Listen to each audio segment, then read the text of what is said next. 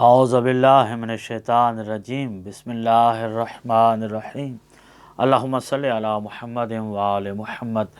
ماہ رجب کی ابتدا ہونا چاہتی ہے اور ماہ رجب کی پہلی جمعرات کو ایک نماز ہے جس کو لیلۃ الرغائب کی نماز کہا جاتا ہے۔ پہلی جمعرات کو لیلۃ الرغائب بھی کہا جاتا ہے۔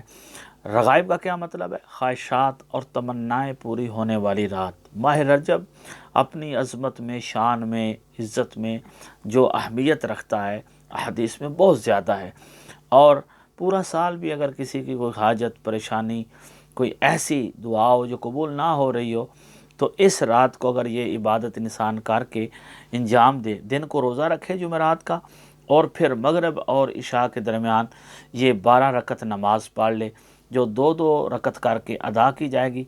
پڑھنے کا طریقہ یہ ہوگا کہ ہر رکعت میں سورہ فاتحہ کے بعد 3 دفعہ سورہ قدر اور 12 دفعہ سورہ اخلاص کی تلاوت کرنی ہے۔ اس طرح آپ نے 12 رکعتیں جو ہیں وہ کمپلیٹ کرنی ہے۔ اس کے بعد 70 مرتبہ استغفر اللہ استغفار کرنی ہے۔ پھر سجدہ میں سر رکھ کر آپ نے دعائیں مانگنی ہے، تو انشاءاللہ آپ کی ساری دعائیں قبول ہو جائیں گی۔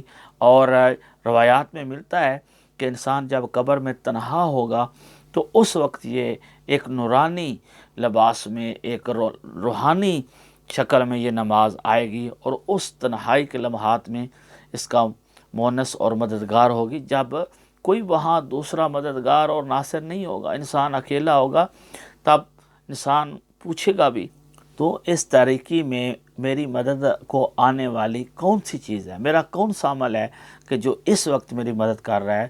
تو یہ نماز بولے گی کہ میں وہ لیلۃ الرغائب والی نماز ہوں جس کو آپ نے رجب کی پہلی جمعرات کو ادا کیا تھا، اور میں اس شکل میں، روحانی شکل میں آ کر، نورانی شکل میں آ کر تیری مدد کر رہی ہوں۔